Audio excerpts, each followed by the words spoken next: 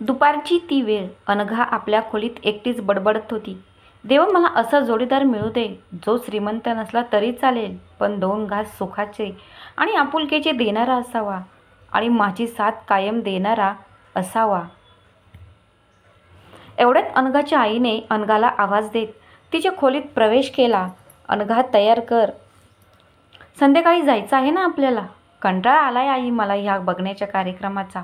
असं बोलू कसे चालेल बेटा, स्थळ ही पाहावीच लागतात. पटलं तर, नाही तर सोडून द्यायचं. सोयरीक जुळवून लग्न केल्यावर असेच असते. पटलं तर पुढे जाऊ, नाही तर नकार द्यावा.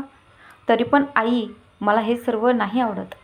बाळा, प्रत्येक सोयरीक लग्न असेच जमते, त्यात तू काही नवीन नाही करत. चल तयारी कर. अनघाला खूप स्थळं आलेली, पण काहींची वय जास्त तर काहींची कुंडली जमत नव्हती, काहींची नोकरी स्थिर नव्हती. कधी इथून नकार तर कधी तिथून नकार, आणि हे सर्व अनघाला असह्य जात होतं. आणि त्यात आणखी एक नवीन स्थळ. तरी पण आईबाबांच्या मनाखातीर ती तयार झाली. अनघाच्या कुटुंबात अनघा, तिचा भाऊ, आईवडील आणि आजी. संध्याकाळची वेळ. बागेत बघण्याचा कार्यक्रम होता. अनघा आपल्या आई बाबासह तिथे पोहोचली. मुलाकडून मुलाचे आई बाबा आणि सोयरीक जुळवणारा माणूस. सोयरीक जुळवणाऱ्याने ओळख करून दिली. तसे गप्पा गोष्टी सुरू झाल्या. मुलाची आईच बोलत होती, बाबा गप्पच होते. नवरा मुलगाही गप्पच होता.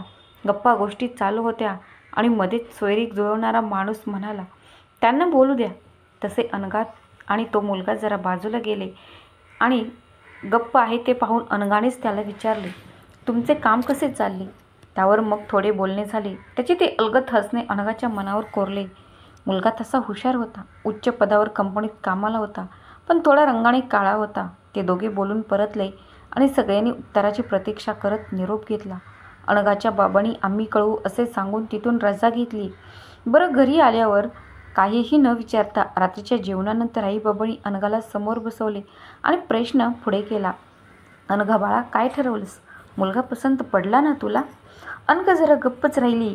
हे पाहून आई म्हणाली, हे बघ अनघा, तुला पटलं तरच आम्ही पुढे जाऊ. तुझ्या मनाविरुद्ध आम्ही काहीही करणार नाही. तेवढ्यात अनघाच्या बाबांचा फोन वाजला. फोन नवऱ्या मुलाकडून होता. होकार कळवण्यासाठी. बाबांनी आपण कळवू असे सांगून फोन ठेवला. अनघा आणि तिच्या आईला निरोप समजला आणि त्या एकमेकांकडे पाहू लागल्या. आईने अनघाला सांगितले, तू विचार कर, आपण 2 दिवसांनी सांगू हो की नाही. ती रात्री अनघासाठी कसोटीची रात्र होती. ती चारही बाजूनी विचार करू लागली. या स्थळाला नाही म्हटले तर परत तो बघण्याचा कार्यक्रम. नवरा मुलगा दिसण्यास एवढा खास नसला तरी चेहऱ्यावरून साधा सरळ प्रेमळ वाटत होता आणि त्याचे ते हसणे एखाद्या धबधब्यासारखे अनघाच्या मनाला भिजवून गेले होते. नोकरी ही चांगली होती. सर्व निर्णय आईबाबांनी अनघावर सोडला होता, त्यामुळे काय करावे हे तिला सुचत नव्हते. गणपती बाप्पावर अनघाची खूप श्रद्धा. गणपती बाप्पाला तिने मनोमन प्रार्थना केली, हे गणपती बाप्पा, मला सुख, शांती आणि समाधान जर या स्थळातून मिळत असेल तर ही सोयरीक जुळू दे. दुसऱ्या दिवशी सकाळच उजाडली. अनघा तयारी करून ऑफिसला निघाली. तिच्या चेहऱ्यावरचे भाव आईला कळले, पण ती काही बोलली नाही. ऑफिसमध्ये अनघाचे मन लागेना. तरीही ऑफिस सुटेपर्यंत तिने वेळ मारून काढला आणि संध्याकाळी घरी परतली. ती काहीही न बोलता सरळ आपल्या खोलीत गेली आणि 20 मिनिटे होऊन गेली तरी आली नाही. नेहमी ऑफिसमधून आली की चहा घेत आईबरोबर गप्पा मारणे तर तिचा नित्य नियम होता, पण अजून आली नाही. म्हणून आईने चहाचा कप घेतला आणि तिच्या खोलीच्या दिशेने गेली. अनघा, हे काय, आज तू बाहेर आलीच नाही, काय झालं बाळा. काही नाही, हे घे हा चहा पी. काय झालं बाळा तुला. जर स्थळ पसंत नसेल तर सांगून टाक. नाही आई, तसे नाही. मग उदास का आहेस. हे बघ, लग्नाचा निर्णय हा विचार करून घ्यायला हवा. अख्खे आयुष्य त्यावर अवलंबून असते. आपला होणारा साथीदार मनाने चांगला असायला हवा. त्याची साथ असेल तर आयुष्यात सुखच सुख. तो नवरा मुलगा जर दिसायला चांगला नाही पण स्वभावाने चांगला वाटला. आज काही रंगरूपाने राजकुमार असतात, पण रात्री दारू पिऊन धिंगाणा घालतात. त्या समोरच्या मीराचं पाहिलं ना, गोरा गोमटा राजकुमारासारखा नवरा, पण दारूचे व्यसन. पण काही झाले तरी निर्णय तूच घेणार, आमची काही जबरदस्ती नाही. तुझा सुखी संसारच आम्हाला पाहायचा आहे आणि तोही तुझ्या आवडीच्या मुलाशीच. असे सांगून आई गेली खरी, पण अनघाला आणखी चिंता पडली. पाहायला गेलं तर खरंच होतं. त्याच्या शेजारची मीरा, तिचा नवरा राजकुमारासारखा दिसणारा, पण लग्नानंतर कळले की तो एक नंबरचा दारुडा. हे सर्व पाहून अनघाला काय करू, हो म्हणू की नको हेच कळत नव्हते. दुसऱ्या दिवशी सांगितल्याप्रमाणे 2 दिवस झाले होते. बाबांनी अनघाला विचारले, बाळा, त्याला दिलेली वेळ संपत आली आहे, हो की नाही आपण सांगून टाकू, उगीच बांधून ठेवल्यासारखे नको. अनघाने आईबाबाकडे पाहिले आणि माझा होकार आहे असे कळवले. आईबाबांनी तिला परत विचारले, परत विचार कर. नाही बाबा, माझा होकार कळवा. आईबाबा दोघेही खुश झाले. अनघाने गणपती बाप्पाला मनोमन हात जोडले. सोयरीक तर जुळली, आता पुढे काय? अनघाच्या मनावर त्या नवऱ्या मुलाचे हसणे कायमचे कोरले जाईल का? अनघाचा होकार कळताच बाबांनी नवऱ्या मुलाच्या घरी होकार कळवला. तसे अनघाच्या नातेवाईकांकडे अनघाचे लग्न ठरल्याची बातमी पसरली. नातेवाईकांना नवरा मुलग्याला पाहण्याची इच्छा झाली. तसे अनघाच्या आईने फोटो दाखवला. काहीही नाके मोडत अनघाला म्हटले, काय ग अनघा, तू दिसायला एवढी चांगली आणि याला कसे पास केलेस? जोडा तरी शोभायला हवा की नाही?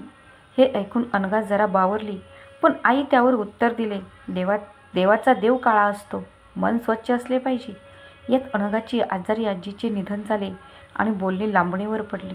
त्यात सुद्धा काहींनी अनघाला सूचित केले, अनघा, असे काही होणे म्हणजे तुझ्या आजीला पण हे स्थळ नको. पण अनघाने त्याचे मने कानावर घेतले नाही, कारण तिने नवऱ्या मुलाचा फोटो आजीला दाखवला होता आणि आजीनेही मुलगा चेहऱ्यावरून सोज्वळ दिसतो असे सांगितले होते. आजीच्या महिन्यानंतर बोलणी ठरली. लग्नाची बोलणी करून आल्यावर नातेवाईकांपैकी काहींची या स्थळाला नकार होता. त्यांनी अनघाला सावध करत म्हटले, अनघा, सासूबाई जरा कडक वाटतात, सांभाळून राहा. मुलगा चांगला आहे, फक्त रूपाला पाहून नाही म्हणे हे योग्य नसल्याने अनघाचे त्या सगळ्यांना योग्य उत्तर दिले. असेच दिवस जात होते. लग्न 2 महिन्यांनी होणार होते. अनघाला आपल्या साथीदाराला सौरभला जाणून घ्यायचे होते, म्हणून तिने फेसबुकवरून त्याचा नंबर शोधला आणि व्हॉट्सअपला मेसेज केला, पण त्याचे काही उत्तर आले नाही. तसेच गुड मॉर्निंगपासून गुड नाईट मेसेज ती पाठवू लागली, पण त्याचा रिप्लाय कधीही येऊ लागला. आता मात्र अनघाला राग येऊ लागला. तिला त्याच्याशी बोलायचे होते, पण ते कधी साध्य झाले नाही. तिने ही गोष्ट आईला सांगितली तर आई तिला समजावत म्हणाली, अगं, तो कामात असेल आणि त्याच्या आईने वगैरे सांगितलं असेल लग्न पहिली बोलू नकोस म्हणून. ह्यावर चिडून अनघा म्हणाली, आई, काळ कुठे गेला आहे? बोलायला काय जातं? बोलल्यावरच एकमेकांना आम्ही समजू शकतो ना. हो बाळा, लग्नानंतर बोला ना, काहींचा स्वभाव असतो लाजाळू, असे म्हणून आईने अनघाची समजूत काढली. तशी अनघा शांत झाली आणि आपल्या भावी आयुष्याविषयी स्वप्न रंगवू लागली. 2 महिने तयारीत असेच गेले. लग्नाच्या 2 दिवस पहिली साखरपुडा होता. आज त्याच्याबरोबर बोलायचे असे अनघाने ठरवले, पण तसे काही झाले नाही आणि 2 दिवसात हळद होऊन लग्नही पार पडले. सप्तपदीच्या बंधनात अनघा आणि सौरभ अडकले. सौरभच्या नावाचे मंगळसूत्र अनघाच्या गळ्यात शोभून दिसत होते. तिला सौभाग्यवती झाल्याचा आनंद झाला होता. पाठवणीवेळी आईबाबाचे डोळे पाणावले. अनघा ही आईबाबापासून दूर होण्याचे दुःख व्यक्त करत होती. तो दिवस पार पडला. पाहुणे मंडळी घरात असल्याने तिला त्याच्याशी मनमोकळेपणे बोलता आले नव्हते.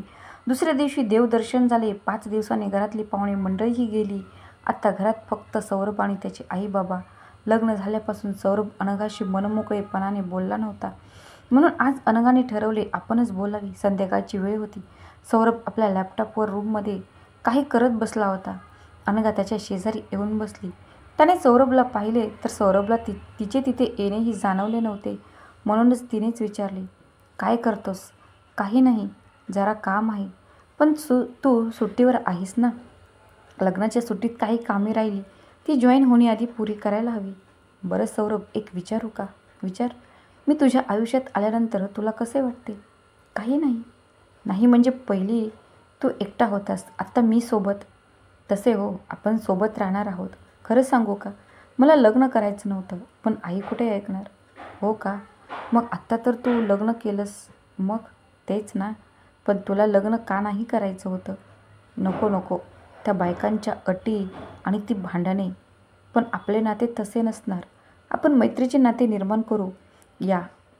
मग बघ, आपले वैवाहिक जीवन ही सुखकर होईल. सौरभ, मी ऐकले की इथे फळांचे ताजे आईस्क्रीम मिळते. जाऊया का खायला? कालपर्यंत पाहुणे होते म्हणून गप्प राहिले, आज आपणच आहोत. हे ऐकताच सौरभने अनघाला प्रश्न केला, तू हे आईला सांगितलंस नाही का? आईने परवानगी दिल्याशिवाय मी कुठेही जात नाही. पण यात परवानगी कसली? आपण इथेच तर जात आहोत आणि नवीन जोडपी बाहेर जाणार, यात आई नाही म्हणणार. नाही, तू तयार हो, आपण निघताना सांगू ना. नाही, आईने सांगितल्याशिवाय मी कुठेही जात नाही. पहिली तू परवानगी घे, मग जाऊ. परवानगी मी घेऊ? हो, पण सौरभ, त्यात तुझ्या आई आहेत. तू सांग ना. मी सांगितलं तर बरं नाही वाटणार. नाही, मी नाही, तूच सांग. सौरभचे हे बोलणे ऐकून राहू दे तर. सौरभने असे म्हणून अनघा बाहेर गेली. एवढ्यात सौरभची आई सौरभला हाका मारत आली. अरे सौरभ, जरा सुधा मावशीकडे जाऊन येऊया. सौरभने लगेच हो म्हटले आणि लगेच तयार झाला. हे पाहून अनघाला वाईट वाटले. ती दोघे बाहेर पडली तेव्हा सौरभच्या सासूने सांगितले, अनघा, तुझे कपडे कपाटात व्यवस्थित लाव, आम्ही येतो. अनघा सौरभकडे पाहिले, पण सौरभने तिला न पाहता चालत राहिला. तिच्या डोळ्यातून अलगद अश्रू गळले. ते अनघाच्या सासऱ्याने पाहिले. त्याने विचारले, काय झालं बाळा, तुला कुठे बाहेर जायचं होतं? नाही बाबा. मग डोळ्यात पाणी? नाही बाबा, सहज. माहीत आहे मला. म्हणजे बाबा? माझ्या कानावर तुमचे मगाशीच बोलणे पडले. त्याचे ते उत्तर ऐकून मला एवढा राग आला, वाटले आता येऊन त्याचे कान धरावे. पण मग जाणीव झाली की तो आत्ता लग्न झाला आहे. नवरा बायकोच्या बोलण्यात आपण पडणे बरे नव्हे. नाही बाबा, जाऊ दे. मला राग नाही आला. अनघा, मला सर्व माहीत आहे आणि याची तुला सवय करावी लागेल. म्हणजे बाबा? घरात कोणीच नाही आणि आज मला तुला हे सांगणे योग्य वाटते. प्रत्येक मुलगी लग्न ठरल्यानंतर आपल्या सासूबाई कशा असतील, वाईट तर नसतील ना, यावर विचार करतात. सगळ्याच सासवा वाईट नसतात. काही सासू आपल्या सुनेला मुलीप्रमाणे वागवतात. सासू सुनेचे नाते हे नाण्याच्या दोन बाजू आहेत, ज्यावर घराचा पाया असतो. माझी आई तर तुझ्या सासूला मुलगी मानायची. लग्न माझे लग्न ठरताच माझी आईने मला एवढेच सांगितलेले, तुझ्यासाठी एक मुलगी आपले सर्वस्व सोडून येणार आहे. तिच्या डोळ्यात कधीही पाणी येऊ देऊ नकोस. आणि तो शब्द आजपर्यंत पाळला म्हणून तू पाहिले असशील. तुझी सासू बोलताना मी काही बोलत नाही आणि त्याचे परिणाम तू मुजोर झाली आहे. नाही बाबा, असे नाही. आई खूप चांगल्या आहेत. तुझ्यापासून काय लपवायचं? तुझ्या सासूबाईंना मी चांगला ओळखतो. सौरभ आमचा एकुलता एक मुलगा, त्यामुळे तिचे त्याच्यावर जरा जास्तच प्रेम. तो कुठे जाणार की नाही ही तेच ठरवते आणि तोही तिच्या परवानगीशिवाय कुठेही जात नाही. असेच म्हण की तू आपल्या आईशिवाय अपूर्ण आहे. काय? हो बाळा, आता तरी त्याच्यावरचा तिने अधिकार कमी करावा असा वाटतो. माझ्या आईप्रमाणे चांगले बाळकडू सौरभला पाजावे अशी अपेक्षा होती, पण नाही. पण तू काळजी करू नकोस. हे ऐकताच अनघाला काय करावे सुचत नव्हते. तिचे मन बधीर झाले. तिने स्वतःला सावरले. अर्ध्या तासाने सौरभ आणि तिची आई परतली. अनघाने चहा केला आणि सगळ्यांना दिला. अनघाचा काही मूड ठीक नव्हता. ती गप्पच होती. रात्रीचे जेवण झाले. सगळे आटपून ती अनघा रूममध्ये आली. सौरभ लॅपटॉपमध्ये डोके खुपसून बसला होता. अनघाने त्याला काही न विचारता गप्प झोपून गेली. तिला वाटत होतं की सौरभ तिचा राग दूर करेल, पण तसे काही झाले नाही. दुसऱ्या दिवशी सकाळी सौरभ आपल्या कामावर रुजू होणार होता आणि अनघानेही या शहरात नवीन नोकरी शोधली होती. सकाळी ती सगळी आटपून तयार झाली आणि सौरभचे कपडे काढून ठेवण्यासाठी तिने सौरभचे कपाट उघडले तर सौरभची आई त्याच्या रूममध्ये आली. थांब, मी देते त्याला कपडे. त्याची आवड माहीत आहे आणि त्याने दिलेले कपडे सौरभने घातले. तिने त्याच्याकडे एकटक पाहिले तर कपड्याचा रंग मिळता जुळता नव्हता, पण ती काहीही बोलली नाही. तिच्या कानात सौरभच्या वडिलांचे शब्द घुमत होते. आईशिवाय सौरभ अपूर्ण आहे. काय होईल, कसं करेल अनघा अशा मुलाबरोबर संसार? लग्नाचे 15 दिवस ओसरले. बाहेर जाताना सौरभची आई सौरभला कपडे द्यायची, तो घालून जायचा. एक दिवस अनघाने त्याला याबद्दल जाब विचारला तर त्यांनी सांगितले, हे बघ, ती माझी आई आहे. ती जे काही करते तिला मी नाकारू, तिचे मन दुखवू शकत नाही. त्यानंतर अनघाने त्याला विचारणे सोडले. अनघा माहेरी आली, पण आईबाबांना आपण खुश आहोत हेच दाखवले. तिच्या त्या 8 दिवसात सौरभने तिला एकदाही फोन केला नाही. अनघा मात्र त्याला फोन करायची, पण तो थोडंच बोलायचा आणि ठेवून द्यायचा. कधीकधी मी कामात आहे म्हणून कट करायचा. त्यामुळे ती आणखी दुखावली. अनघा जेव्हा घरी परतली तेव्हा तिने सौरभला विचारले तर सौरभने हसत हसत म्हटले, अगं तू तुझ्या आईकडे गेली होतीस ना, मग उगीच कशाला तुला डिस्टर्ब म्हणून नाही केला. अरे पण नवरा म्हणून तुला माझी आठवण आली नाही? आई पण विचारत होती सौरभने फोन केला की नाही. मी उगाच हो म्हणायची. असे म्हणून अनघाच्या डोळ्यातून पाणी आले. ते पाहून सौरभचा चेहरा जरा बदला, पण तो भाऊक होत म्हणाला, अनघा सॉरी, मी तुला फोन नाही केला. आम्ही घरात 3च माणसं असल्याने मला बोलायला पण जास्त आवडत नाही.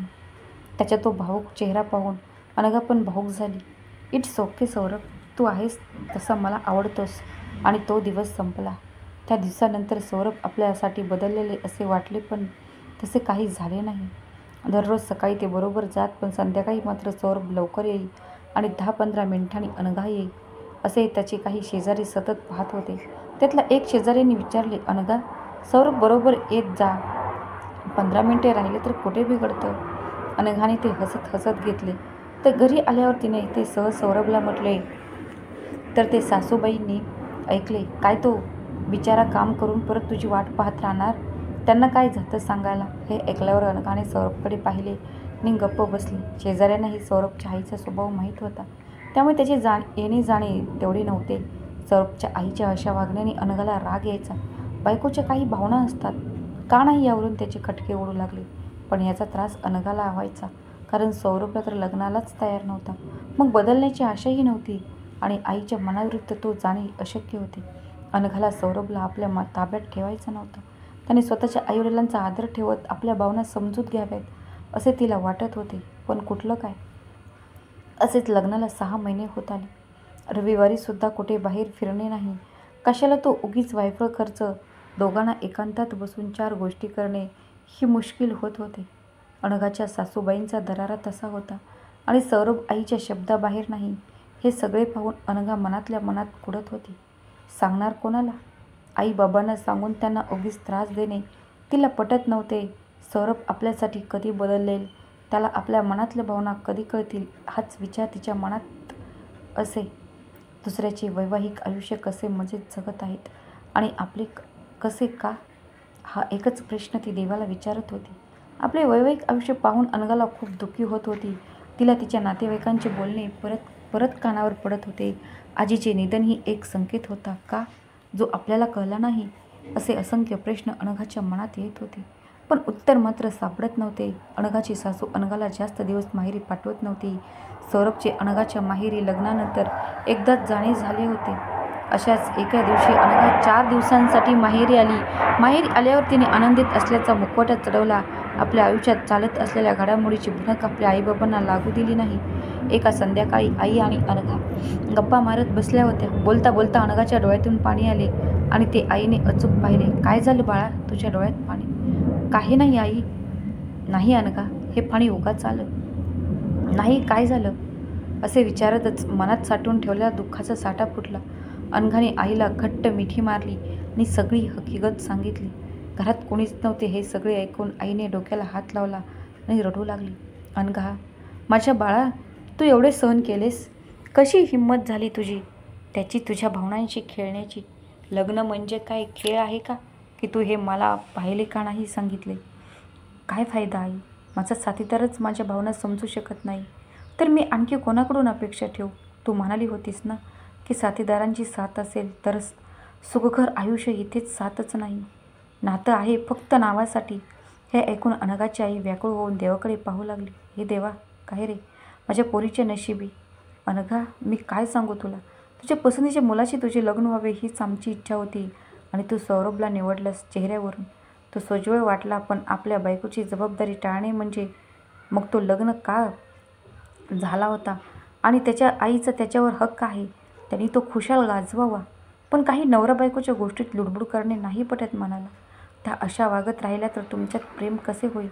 घटस्फोट घेऊन घरी ये म्हणायला सोपे असते, पण कुठल्याच आईला आपल्या मुलाचा किंवा मुलीचा संसार मोडलेला कसा बघवेल? तरी बरे, तुझे सासरे तुझ्या बाजूने आहेत, पण त्याचीही तिच्या पुढे काहीच चालत नाही. काय सांगू मी अनघा, खरंच काय करावं सुचत नाही. नाही, मी बोलते त्याच्याशी आणि सौरभशी, काही फायदा होणार नाही. उगीच मी माहेरी जाऊन सगळं सांगितलं म्हणून 4 गोष्टी मलाच ऐकायला लागेल. त्याही बरोबर आहे. अनघा बाळा, मी काय करू? नाही पाहवत तुला असे. आई, मी पाहिले सौरभ तसा वाईट नाही, फक्त आईच्या विरुद्ध काही करणे जमत नाही. सगळे त्यांना विचारूनच. नवरा बायकोच्या नात्यात असे नसते ना? पण त्याला ते का नाही कळत? कधी कधी असे वाटते की मी फक्त घरात नावापुरती त्याची बायको आहे. त्याला काय आवडतं ना आवडते सगळे त्याचं पाहतात. बाहेर जाऊन 4 मनमोकळ्या गोष्टी माराव्यात. तर कशाला बाहेर? रविवार एक दिवस मिळतो आराम करायला. त्या दिवशी त्याच्या ऑफिसातले सहकारी मला वाटते मिळाले तर मला म्हणाले, सौरभच्या आई थोड्या विचित्रच आहेत. आता तुम्ही सौरभला सुधारा. तो तसा घाबरतो आपल्या आईला, पण बायको म्हणून तुम्हाला हे करावेच लागेल. अशी कशी आहे ती बाई? आई, तू हे बाबांना नको सांगू. ते उगत चिडतील आणि मग उगीच तो गोंधळ नको. अनघा, एवढा समजूतदारपणा कुठून आला गं? आणि दुसरी कोण असती तर बॅग घेऊन घरी परतली असती आणि डिवोर्स घेऊन मोकळी झाली असती. आई, डिवोर्स द्यायला सोपं असतं, पण त्याबरोबर होणारा त्रास, त्यात तुम्हाला किती त्रास होईल. बाळा, तू आमच्यासाठी एवढं सहन करतेस, पण यापुढे तू माझ्यापासून कुठलीच गोष्ट लपवणार नाही आणि तशीच तिथे आली तर गप्प बसणार नाही. जेव्हा माझ्या पोरीच्या आयुष्यात सगळे सुरळीत कर एवढेच मागते. आणि आई रडू लागली. अनघाने आईला परत एकदा घट्ट मिठी मारली आणि माईच्या कुशीत विसावली. पण दोघांच्या डोक्यात एकच प्रश्न होता, पुढे कसे होणार? असेच दिवस भर निघून जात होते आणि कधी वर्ष होत आले समजले नाही. पण अनघाचे आयुष्य मात्र जसे तसे होते. सौरभच्या बदलण्याकडे तिचे डोळे अजूनही होते, पण ही प्रतीक्षा कधी संपेल माहीत नव्हते. सौरभचे सहकारी मित्र त्याला नेहमीच सांगत, त्यावरून त्याला आपण कुठेतरी चुकत आहोत याची जाणीव होत होती. पण आईच्या भीतीने तो बदलण्यास तयार नव्हता. आपण काहीतरी वेगळे केले आणि आई दुखावली तर? याच विचाराने त्याने अनघाच्या मनावर घाव घातला होता आणि ते घाव कधी भरतील अनघाला माहीत नव्हते. अनघाने आपल्या आईला ज्या दिवशी सगळे सांगितले त्या दिवसापासून आई दररोज तिची फोनवर खबर घेऊ लागली. काही झाले तरी आपल्या काळजाचा तुकडा तिने परक्याच्या हातात दिला होता, जो सांभाळण्यास असमर्थ होता. आईची ही स्थिती, ओठ ही आपले आणि दात ही आपले सारखी झाली होती. ती सौरभला काही बोलू शकत नव्हती. फक्त देवाचा धावा ती करत होती, जेणेकरून अनघाचे आयुष्य सुरळीत होऊ दे. अनघाच्या बाबांनीही अनघाची आई फोनवर बोलताना त्याच्या घरात चालत असलेली खबर लागली. त्याच्या तर पारा चढला, पण आईने समजावले तसे ते शांत झाले. पण मनात आपल्या पुरीला कुठल्या घरात दिले याची खंत त्याच्या मनी लागली. यात त्याच्या पहिल्या लग्नाचा वाढदिवस जवळ आला. हे पाहून अनघाने सौरभकडे विषय काढला. सौरभ, आपली ॲनिव्हर्सरी जवळ येत आहे. आपण साजरी करायला हवी. छान कुठेतरी बाहेर जाऊ. मी, तू, आई, बाबा एखाद्या हॉटेलमध्ये जेवायला. अनघा, आईला असे वायफळ खर्च नाही आवडत आणि ती परवानगी नाही देणार. झालं, परवानगी. सौरभ, तू कधी या परवानगीच्या कचाट्यातून बाहेर येणार? अरे, वर्ष होत आलं तरी तुझं आपलं तेच परवानगी. बायकोच्या मनाचा कधी विचार केलास? मी असं म्हणत नाही की तू आईचं ऐकू नको, पण आपल्या नात्याला तू त्या परवानगीने बांधले आहे. अरे, तो दिवस आपल्या दोघांचा. मी आणि तू जाऊया असे म्हटले असते, पण सगळेच जाऊया असे सांगितले तरी. अरे, पण जगतो त्याला जगणं नाही, ॲडजस्टमेंट म्हणतात. माझे मन तुला कधी कळणार? मला कंटाळा आलाय. मग जा ना सोडून. मला फरक नाही पडत. हो रे, तुला कसा फरक पडेल? आज मी घरात असतानासुद्धा माझी तशी काही तुला गरज नसतेच. तुझ्या आई सगळं करतात, त्यामुळे माझ्या जाण्याने तुला काही फरक पडणार नाही. आणि मुळात तू माझी बायको म्हणून कुठे जबाबदारी घेतलीस? कधी तुला काय हवंय विचारलं नाहीस, तेही परवानगीशिवाय तू कसा देणार? अनघा, असे म्हणून सौरभने तिच्यावर हात उचलला. कुठल्या हक्काने तू हा हात उगारलास? तुला जर लग्न करायचे नव्हते तर स्पष्टपणे सांगितले का नाही? का माझ्या भावनांशी खेळ करत आहात? आणि अनघाने ती रात्र फक्त आपले अश्रू पुसण्यात काढली. त्या निःशब्द रात्री अनघा आपल्या मनाशी एकटीच हितगुज करत उघड्या डोळ्याने आपले भविष्य पाहू लागली. काय असेल तर सकाळी ऑफिससाठी अनघा तयार झाली. रात्रीच्या कारणाने तिचा चेहरा पार उतरला होता. सासरीने ते ओळखले होते. सौरभने अनघाकडे पाहिले, पण अनघाने न पाहिल्यासारखे केले आणि आपले काम करत राहिली. बरोबर ते ऑफिसला गेले. सौरभ तिला बस स्टॉपवर सोडून जाई, मग ती बसने ऑफिसला जाई. पण अनघाने एक नजरही सौरभवर टाकली नाही. सौरभने तिच्यावर हात उचलला, पण त्यालाही ते बरोबर वाटले नाही. तोही आतून दुखावला गेला होता. एवढ्यात त्याच्या बाबाचा फोन आला. हॅलो सौरभ, बिझी आहेस? नाही बाबा, थोडं बोलायचं होतं. मला पण बाबा. तर थोडा वेळ तू बाहेर भेटशील? घरात बोलता येऊ शकत नाही. हो बाबा, आमच्या ऑफिसच्या जवळ हॉटेलमध्ये भेटू. बरं, तर मी पोहोचतो. सौरभने काही काम आहे असे सांगून अर्ध्या तासाची रजा टाकून बाहेर पडला. तर सौरभच्या बाबांनी बाहेर मित्राकडे जातो असे सांगून बाहेर पडले आणि ठरवल्या ठिकाणी दोघेही पोहोचले. बाबा, काय झालं? सौरभ, अनघाचा चेहरा आज पाहिलास? नेहमीपेक्षा खूप गंभीर होता. नेहमी बाहेर पडताना ती हसायची. पण आज काय झालं? बाबा, तेच मला तुम्हाला म्हणजे सौरभने झालेला प्रकार सगळा कानावर घातला. काय मूर्खा, तू तिच्यावर हात उगारलास? वेडा झालास का? ती जे काही बोलली त्यात तिचे कुठे चुकले? ती म्हणून तुझ्याबरोबर आहे. दुसरी मुलगी तर केव्हाच माहेरी निघून गेली असती. तू कुठल्या अधिकाराने तिच्यावर हात उगारलास? नवरा म्हणतोस तर तसा कधी वागलास का नाही? नेहमी आपल्या परवानगीच्या जाळ्यात तुझी आई कधी सुधारणार नाही आणि तूही नाही. पण बाबा, तिने आईला असे काय वाईट बोलली? ती खरी परिस्थितीच तशीच आहे ना? मग माफी मागितली तिची नाही. मग कधी मागणार? बाबा, ते आता फोन कर आणि माफी माग. नाही बाबा, मी नंतर मागेन. मग कधी? बाबा, मी मागेन तिची माफी, पण फोनवर नको. बरं, पण तू तिची माफी मागायला हवी. हो बाबा, मी मागेन. काय बोलू मी? सौरभ, अरे तिला काय वाटलं असेल? विनाकारण तुझे असे वागणे. हे बघ सौरभ, आपली बायको चुकली तर तिला समजून सांगावे. हात वगैरे मी तुझ्या आईवर कधीच हात उगारला नव्हता.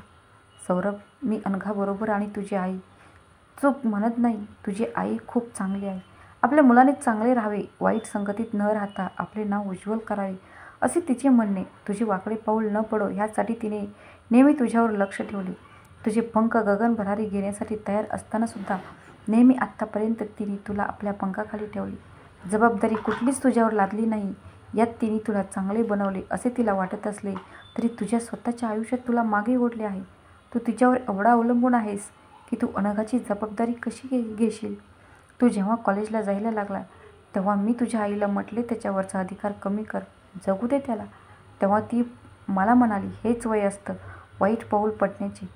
सौरभ, तिने तुला प्रेम करता तुझ्यावर अधिकार आणि हक्क गाजवणे सुरू केले, जे आजही तू वयात येऊन लग्न झाले तरी संपत नाही. खरं सांगू तर तिला भीती आहे उद्या अनघाने तुला तिच्यापासून दूर केले तर. म्हणून ती तुझ्यावरचा हक्क कमी करत नाही. तिच्यावरच प्रेम हे निस्वार्थ नसून भीतीपोटी बनले आहे. तुमच्या अशा वागण्याने अनघाला काय वाटत असेल?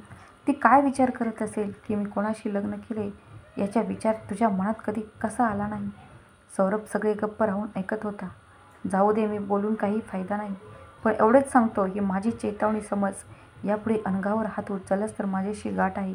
त्या पुरीला सुख नाही देऊ शकत तर किमान दुःख तरी देऊ नको, असे सांगून सौरभचे बाबा उठून निघून गेले. सौरभ मात्र त्यांच्या पाठमोरी जाण्याकडे पाहू लागला. पण खरंच सौरभ बदलेल का? सौरभ बाबाच्या बोलण्याने अस्वस्थ झाला होता. त्याने अनघाला फोन केला. अनघाने उचलला. हॅलो अनघा. हा सौरभ. अनघा, सॉरी, माझं चुकलं. म्हणजे इट्स ओके अनघा, माहीत आहे तुझ्यावर मला हात उचलायला नको होता. अनघाने मला काम आहे असे सांगून फोन ठेवून दिला.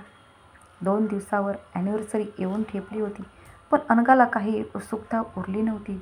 पहिली ॲनिव्हर्सरी आपण जय्यत तरी करण्याची तिची इच्छा काही पूर्ण होणार नाही याची तिला खात्री झाली होती. त्या दिवसापासून अनघा सौरभशी फक्त कामापुरतेच बोलत होती. ती मनातून दुखावली होती. ॲनिव्हर्सरीच्या आदल्या दिवशी सौरभने सहज अनघाला म्हटले, उद्या आपली ॲनिव्हर्सरी आहे ना? अनघाने न ऐकल्यासारखे केले. हे पाहून सौरभ परत म्हणाला, अनघा, उद्या हाफ डे टाक, आपण दोघे बाहेर जेवायला जाऊया. अनघाने एक नजर सौरभकडे फिरवली. तिच्या कानावर तिचा विश्वास बसेना की असे काही सौरभ बोलत आहे. ती फक्त त्याला पाहत राहिली. हे पाहून सौरभ म्हणाला, अगं अशी काय पाहतेस? खरंच आपण उद्या बाहेर जाणार आहोत. तुला नेण्यास मी येईन. मग कुठल्या तरी हॉटेलमध्ये मस्त जेवू. पण सौरभ, हे तू. अनघा, तू उद्या हाफ डे टाक, मग पाहू पुढचे. अनघा गप्प राहून पाहू लागली. तिने फक्त मान डोलावली आणि पटकन आपल्या मोबाईलने हाफ डेचा मेसेज टाईप केला. तिच्या चेहऱ्यावर कुठलेच हावभाव दिसत नव्हते. कारण हे सत्य आहे की स्वप्न हे तिला समजत नव्हते. ॲनिव्हर्सरीचा दिवस उजाडला. अनघाचा चेहरा खुलला होता. आज प्रथमच ती सौरभबरोबर कुठे बाहेर जाणार होती. तिने सौरभचा आणि तिचा जोडीने असलेला फोटो व्हॉट्सअपवर स्टेटस म्हणून टाकला. सासू सासऱ्यांचा आशीर्वाद घेऊन दोघेही ऑफिसला जाण्यासाठी बाहेर पडले. त्याच्या बाहेर जाण्याची कुणकुण घरी नव्हती. सौरभने तिला बस स्टॉपवर सोडले आणि तो निघून गेला. सौरभने स्टेटस ठेवावा अशी अनघाला अपेक्षा होती, पण तसे काही झाले नाही. तशी अनघा गणपतीच्या मंदिरात गेली. मनोमन आपल्या संसारासाठी सुख आणि समाधान मागून ती ऑफिसला निघून गेली. तिची इच्छा सौरभने मंदिरात येण्याची होती, पण सौरभने नकार दिला. त्यामध्ये थोडी हिरमुसली. पण आज सौरभ आपल्यासाठी वेळ देणार हे मणी येताच तिचा चेहरा खुलला. कथा आवडल्यास चॅनलला सबस्क्राईब करा, लाईक करा आणि कमेंट करायला विसरू नका. उर्वरित भाग पुढील भागात. धन्यवाद.